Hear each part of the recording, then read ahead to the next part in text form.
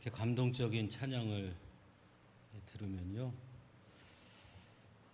설교 100편보다 이 찬양 한 곡이 더 우리의 가슴을 때리는 것이 아닌가, 그런 생각이 들 때가 있습니다.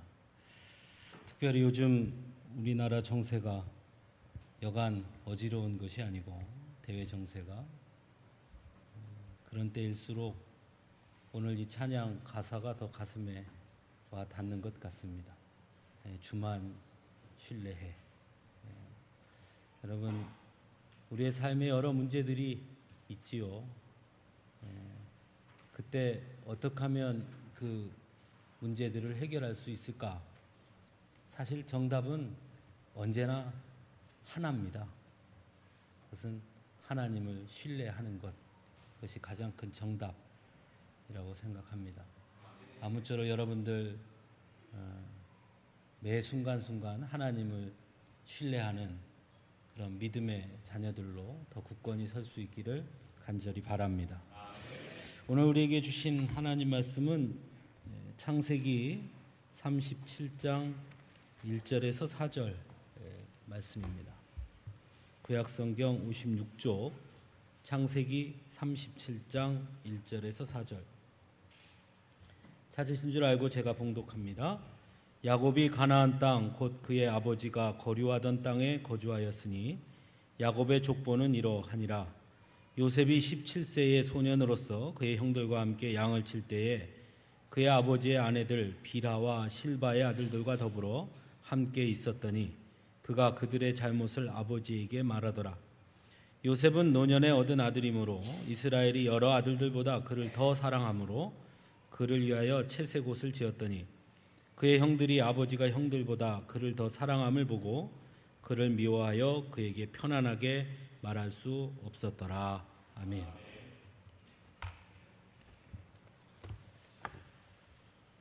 성경에 등장하는 인물들 중에 요셉처럼 드라마틱한 인생을 산 사람도 아마 드물 것입니다.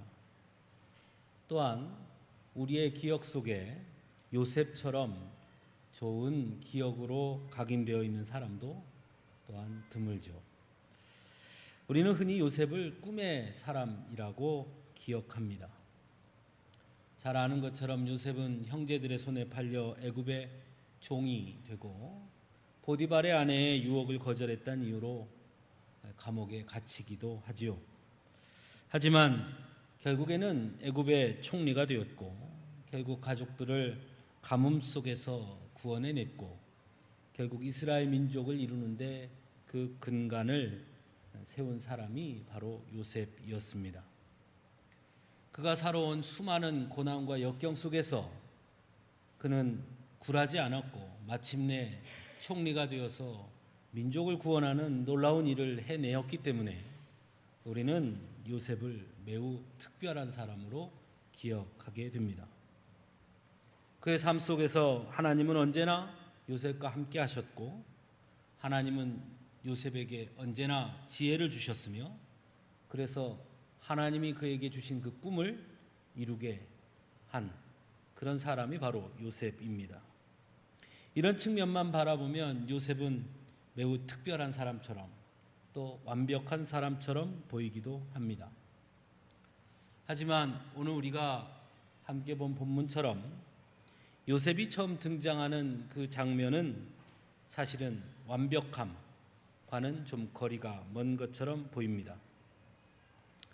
요셉의 아버지 야곱에게는 우리가 잘 아는 대로 4명의 아내가 있었죠.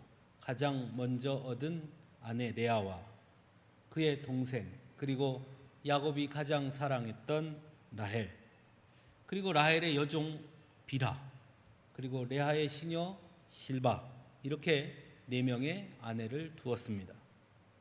그리고 거기에서 총 12명의 자녀들을 두게 되지요. 하지만 그 중에서도 요셉은 이 야곱이 가장 사랑했던 아내 라헬에게서 얻은 아주 특별한 아들이었던 것 같습니다. 그리고 오늘 본문은 요셉의 나이 17세가 되었다라고 증거하고 있습니다. 17세가 되었다라는 것은 어느 정도 이미 장성했다는 것입니다. 그래서 본문에 보면 이제 요셉은 이미 장성하여서 형들이 하고 있는 양치는 일을 함께 하곤 합니다. 그런데 거기에서 갈등이 시작이 되죠. 그 시작은 요셉이 형들과 함께 양을 치면서 알게 된 비라와 실바의 아들들, 즉 자신의 형제들의 잘못을 아버지에게 말한 것으로부터 시작됩니다. 물론 긍정적인 면으로 본다면 형들이 잘못했으니 그 잘못을 시정하기 위해서 아버지에게 고할 수 있다, 이렇게 생각할 수도 있습니다마는 본문에서 말하는 그 이야기는 단순히 일회성을 뜻하는 것이 아니라 매우 자세하게 지속적으로 아버지에게 형들의 잘못을 고했다라는 것을 의미하는 것입니다. 흔히 우리말로 말하면 고자질쟁이였다는 거죠. 그러니까 요셉은 형들이 조금만 잘못하면 아버지에게 가서 형이 이렇게 했어요, 또 저 형은 저렇게 했어요 하고 매번 고자질을 했던 것입니다. 그런데 여기에서 주목할 것은 오늘 본문에서는 이 요셉이 고자질을 했던 그 형들, 그 대상이 누구인가에 대해서 비라와 실바의 아들들이라고 분명하게 말하고 있다는 것입니다. 레아에게도 많은 자녀들이 있었죠. 그런데 요셉은 레아의 자녀들은 아니었고 비라와 실바의 자녀들, 그 형들의 잘못을 아버지에게 고했다는 것입니다. 비라와 실바의 자녀들은 어떤 자들입니까? 우리말로 한다면 서자들이죠.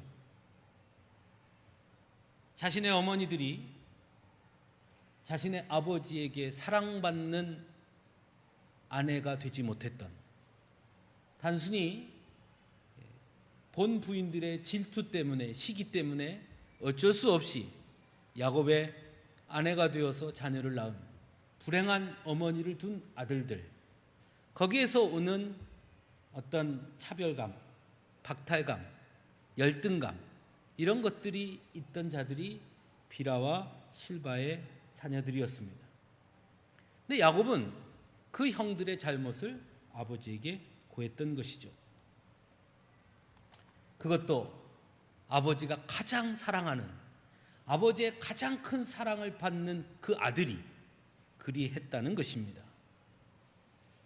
저 같아도 제가 만일 비라와 실바의 아들들이라 할지라도 아마 거기에서 느끼는 분노는 상당했을 것입니다. 더군다나 요셉의 나이가 17세였다는 것은 그러한 모든 상황을 충분히 이해하고 인지할 수 있는 나이였다라는 것이죠. 그럼에도 불구하고 요셉의 행동은 비라와 실바의 자녀들, 자신의 형들의 잘못을 아버지에게 사사건건 고자질을 했던 것입니다. 그러므로 비라와 실바의 아들들은 엄청난 큰 상처를 입을 수밖에 없었을 것입니다. 거기에 더 불을 지핀 것은 아버지 야곱이지요. 아버지 야곱은 요셉에게 채색옷을 지어 입힙니다. 야곱이 요셉에게 채색옷을 지어 입혔다는 것은 단순히 새 옷을 하나, 좋은 옷을 하나 입혔다는 것을 말하는 것이 아닙니다. 채색옷이란 왕족이나 부유층이 입던 고급 옷을 뜻하는 것으로서 곧 채색옷을 입혔다는 것은 더 이상 요셉에게는 양을 치는 일을 시키지 않겠다는 뜻입니다. 그리고 요셉은 다른 형제들과 다른 특별한 자녀다라는 것을 공포한 것이죠. 결국 이러한 요셉의 행동과 아버지의 편애는 결국 요셉과 그의 형제들 사이에 갈등을 일으키게 됩니다. 그래서 오늘 본문 4절에서는 그의 형들이 요셉을 미워하여 그에게 편안하게 말할 수 없었다라고 증거합니다. 요즘 말로 하면 요셉은 형제들 사이에서 왕따가 된 것이죠. 즉 그 사이에 갈등이 커서 더 이상 해소할 수 없을 만큼 갈등의 골이 깊어지게 됩니다. 여기서 우리가 생각할 수 있는 것은 그 갈등 속에 담겨져 있는 함의입니다. 사실 오늘날 우리가 세상을 살아가면서 우리 역시 수많은 갈등들을 경험하게 되지 않습니까? 크게는 사회적 갈등이 있죠. 특히 우리나라 같은 경우는 남과 부부의 갈등이라는 정말 해결돼야 할 아주 큰 문제도 존재하는 것이 사실입니다. 가정에서의 작은 갈등들도 있습니다. 부부 간의 갈등, 부모와 자식 간의 갈등, 또 형제들 간의 갈등 말입니다. 또한 거룩한 공동체인 교회에도 갈등은 언제나 존재합니다. 그 갈등의 원인들은 각각 제각각인 것처럼 보이기도 하지만, 그러나 좀 더 깊이 또 크게 큰 틀에서 바라보면 사실은 오늘 본문에 나타난 요셉과 그의 형제들의 갈등의 그 원인들 속에 모두 포함된 것은 아닌가 하는 생각을 해보게 됩니다. 왜 우리는 갈등하게 될까요? 가장 큰 것은 상대에 대한 배려가 부족하기 때문이죠. 요셉은 형들에 대한 배려가 부족했습니다. 실바와 비라의 자녀들에 대한 배려가 부족했던 것이죠. 어떤 면에서는 요셉조차도 비라와 실바의 자녀들, 자신의 그 형제들, 이복 형제들에 대해서 어쩌면 폄하하는 마음을 가졌었는지도 모르겠습니다. 그러나 사실은 모두가 다 한 아버지의 자녀들이죠. 그럼에도 불구하고 요셉은 자신은 마치 다른 특별한 사람인 것처럼 형들의 행동을 스스로 판단하고 그리고 정죄하려고 했던 것입니다. 물론 형제들의 잘못까지 또 무조건 다 형제니까 감싸 안아야 하느냐, 그것은 아니지만 적어도 요셉의 나이가 17세나 되었다면 아버지에게 가서 고자질하기 전에 형제들과 대화를 했더라면 더 좋지 않았을까요? 형, 그렇게 하면 안 되지 않아? 형, 이게 더 좋지 않을까? 형, 그렇게 하면 아버지가 화내실 것 같은데? 이렇게 말할 수 있지 않았을까요? 하지만 요셉은 그렇게 하지 않습니다. 이런 요셉의 모습은 사실은 이때만 나타나는 것도 아닙니다. 하나님이 요셉에게 꿈을 꾸게 해주시죠. 그 꿈을 꾼 후 요셉은 형제들 앞에서 자랑스럽게 자신의 꿈을 이야기합니다. 그 요셉의 꿈의 내용을 듣는 형제들의 마음이 어떠했을까요? 형제들에 대한 배려심은 전혀 찾아볼 수가 없었습니다. 소위 말하면 요셉은 자식이 잘난 맛에 사는 사람 같았습니다. 오늘날 우리들의 갈등에도 이런 면이 많이 있는 것 같습니다. 다른 사람들을 배려하는 모습이 부족한 것 말입니다. 오늘날 우리 사회의 갈등 가장 큰 원인이 그것 아니겠습니까? 소위 흔히 갑질이라고 말하는 것 말입니다. 사장은 노동자를 배려하지 않습니다. 노동자들은 어떻습니까? 정규직 노동자들과 비정규직 노동자들 사이에 갈등이 일어납니다. 정규직 노동자들은 비정규직 노동자들을 업신여깁니다. 또한 외국인 노동자들은 더 업신여깁니다. 그들을 배려하지 않습니다. 그저 나의 생각으로 쉽게 판단하고 그렇게 정죄합니다. 교회에도 이런 일들이 있지요. 사실은 교회에 이런 일이 있다는 것이 가장 가슴 아프기도 합니다. 누군가 고통을 당하거나 고난을 당하거나 어려운 일을 당하면 우리는 너무 쉽게 기도하지 않으니까 그렇지, 믿음 생활 그렇게 하니까 그렇지 하고 말한다는 것입니다. 사실은 그 말보다는 이 말이 더 필요한 것 아니겠어요? 얼마나 힘드세요? 얼마나 아프냐? 고통스럽지? 어떻게 하면 좋으냐?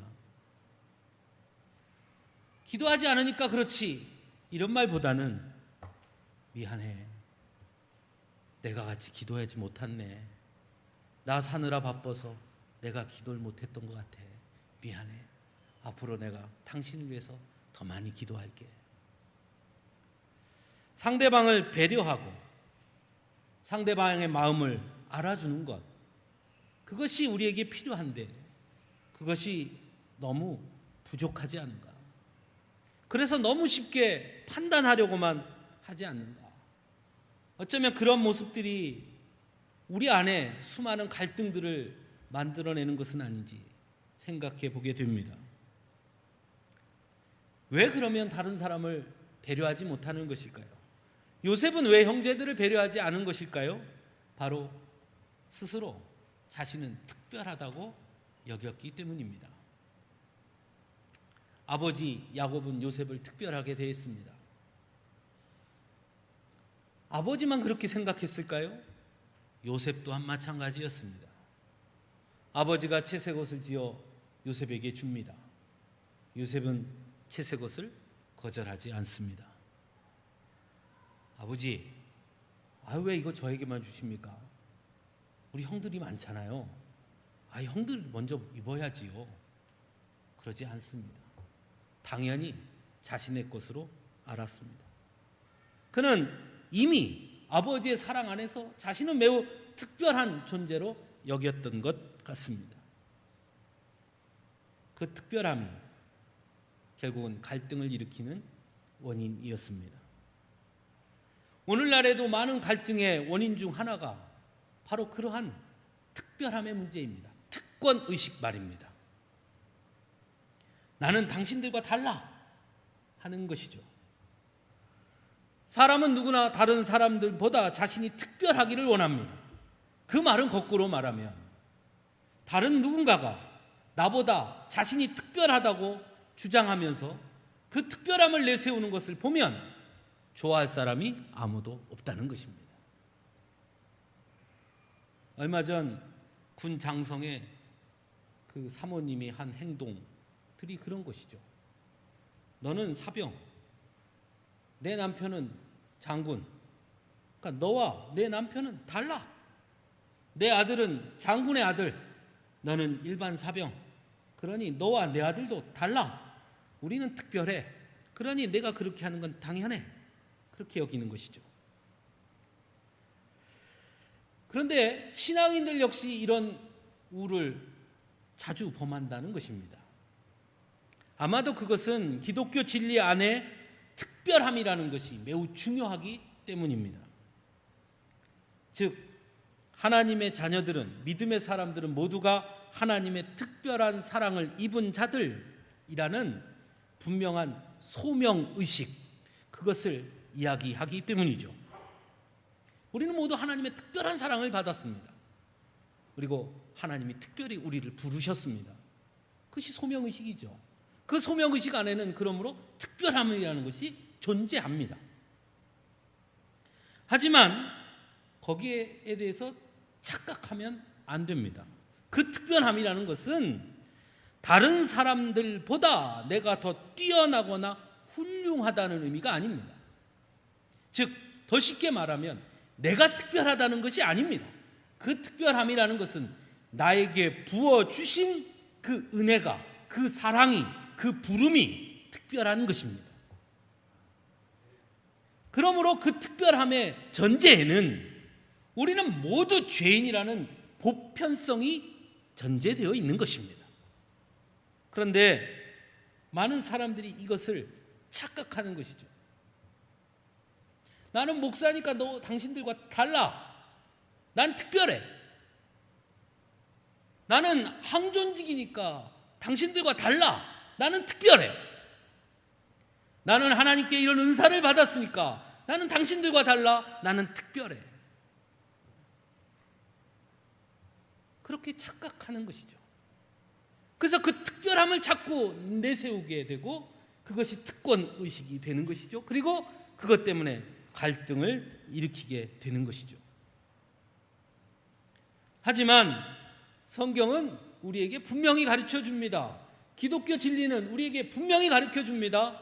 우리는 모두 다 양 같아서 각기 제 갈 길로 갔거늘 우리는 모두가 다 죄 가운데 빠진 죄의 종이었더니 우리는 모두가 다 죽을 수밖에 없는 자들이었으니 거기에 특별한 하나님의 은혜가, 특별한 하나님의 사랑이, 특별한 부름이 있었기에 우리가 그 특별한 사랑과 은혜로 말미암아 의로운 자가 된 것이지 내가 특별해서가 아니라는 것입니다.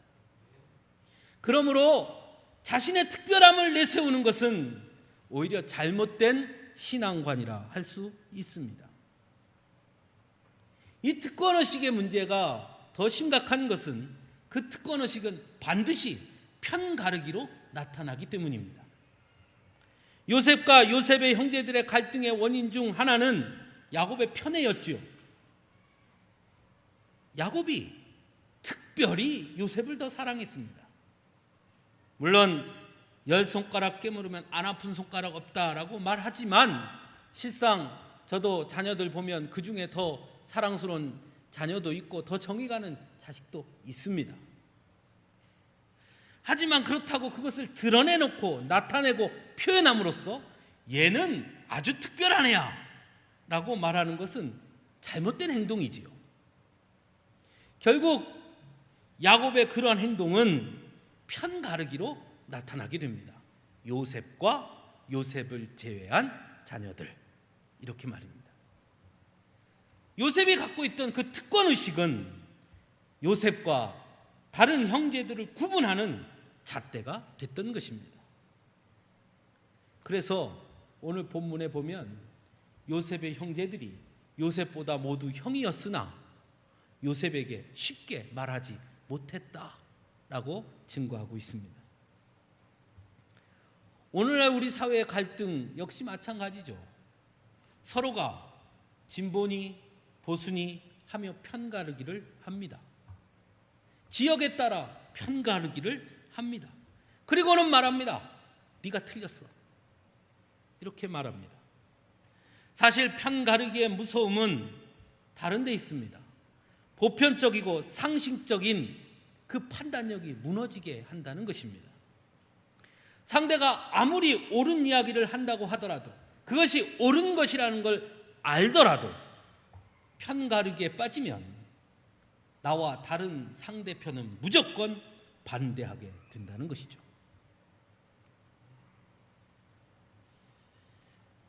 그래서 상대방을 무조건 무너뜨리려고 하는 것입니다.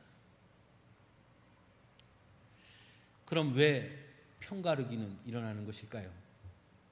특권의식은 편가르기를 만들어내고 그 편가르기는 무엇을 의미하는 것일까요?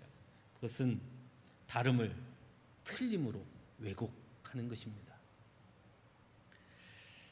저는 가끔 부모님들이 어린아이들을 놓고 이렇게 질문하는 것을 본 적이 있습니다.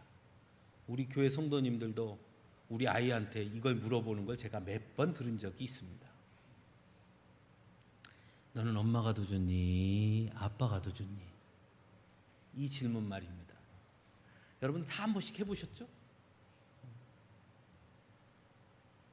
사실 이 질문처럼 바보 같은 질문은 없습니다. 왜 아이에게 편가르기를 시킵니까? 다른 것이죠.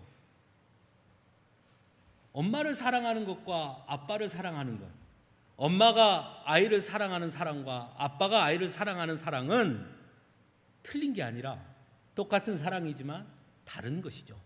다르게 나타나는 것이죠. 그런데 그걸 편가르기를 하게 만드는 겁니다. 사실 저도 거기에 가끔 넘어갈 때가 있습니다. 그래서 장난감은 손에 딱 쥐어주고 이제 아빠 더 좋지? 이러고 물어봅니다. 정말 어리석은 모습이죠. 거룩한 교회 안에도 편가르기가 나타날 때가 있죠. 저 사람은 누구 편, 이 사람은 누구 편. 그것 때문에 서로 싸우고 분열이 일어나기도 하죠. 이러한 현상은 사실은 교회의 고질병인 것 같습니다. 초대교회 역사에도 보면 이런 일은 처음부터 존재했습니다. 대표적인 교회가 고린도 교회죠. 고린도 교회 안에는 서로 바울파니, 아볼로파니, 게바파니, 그리스도파니 하며 서로 편가르기를 했습니다. 사도 바울은 그런 고린도 교회에 편지를 쓰죠. 그리고 이렇게 말합니다. 교회 안에는 어느 누구의 편도 없습니다. 우리는 모두가 다 그리스도의 편입니다. 다만 교회를 위해 각각이 생각하는 방법이 다르고 우선순위가 조금 다를 수는 있지만 그것은 틀린 것은 아닙니다. 서로 다른 것일 뿐입니다. 그 다름이 우리에게 다양성이 되고 그 다름이 우리에게 생명력이 되는 것입니다. 그러므로 다름을 틀림으로 왜곡해서는 안 되는 것이죠. 사실 사단이 가장 좋아하는 방법 중에 하나가 그것입니다. 다름을 틀림으로 왜곡하는 것이요. 그래서 그렇게 접근하면 어떤 일이 생기느냐? 어떤 사람은 우월감을 느끼고 또 어떤 사람은 열등감을 갖게 하는 것이죠. 그러므로 정말 우리가 모든 갈등을 해소하기 위해서 먼저 생각해야 할 것은 우리는 서로 다르기 때문에 더욱 존중하고 다르기 때문에 소중한 존재라는 사실을 인식하는 것, 그것이 중요한 것입니다. 진보는 보수가 있기 때문에 진보의 가치가 있는 것이고 보수 또한 진보가 있기 때문에 가치가 있는 것입니다. 남자는 여자가 있기 때문에 가치가 있는 것이고 여자는 남자가 있어서 더욱 가치가 있는 것입니다. 서로 의견이 다르기 때문에 그렇기 때문에 더 생명력이 있고 역동성이 있는 것입니다. 그러니 다름은 오히려 우리에게 너무나 소중한 가치인 것입니다. 그것을 왜곡해서는 안 된다는 것이죠. 결국 요셉과 그의 형제들의 갈등은 매우 큰 사건으로 나타나게 됩니다. 형들이 요셉을 애굽의 노예 상인에게 팔아 넘기게 되죠.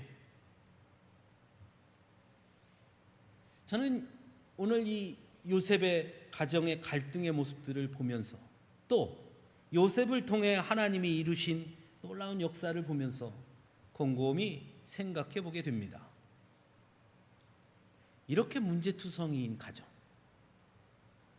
아무리 형제들의 갈등이 있다 할지라도 세상에 동생을 상인에게 팔아넘기는 이런 막장 가족이 있을까? 아무리 아들이 귀하다 하더라도 세상에 그 아들한테만 채색 옷을 지어 입히는 이런 철부지 아버지가 있을 수 있단 말인가?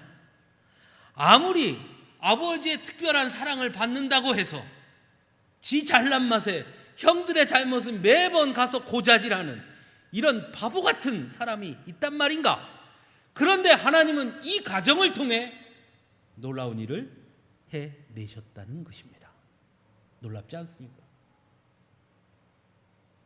결국 우리가 여기서 알 수 있는 것은 요셉이 특별해서거나 요셉이 대단한 사람이거나 훌륭한 사람이거나 완벽한 사람이거나 완전한 사람이기 때문에 그래서 하나님이 요셉을 통해 그 역사를 이루신 것이 아니라는 것입니다.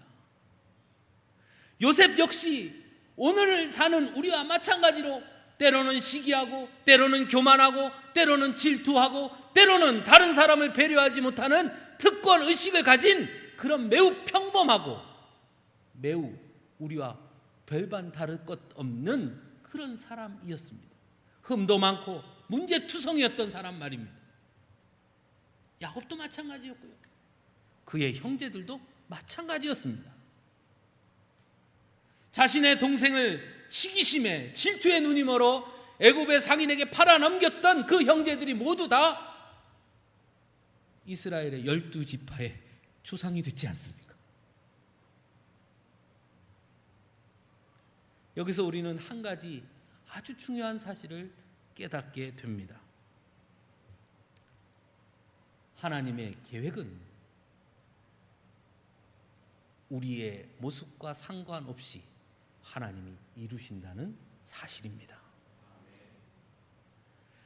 많은 사람들은 우리의 힘으로 무엇인가를 이루려는 착각에 빠질 때가 있습니다. 우리의 완전함을 이루려고 하지요. 그래서 누군가 하나님의 일을 감당하게 될 때에 우리는 가끔 이런 말을 합니다. 나 같은 게 어떻게 그 일을 합니까? 아이고 저는 부족합니다.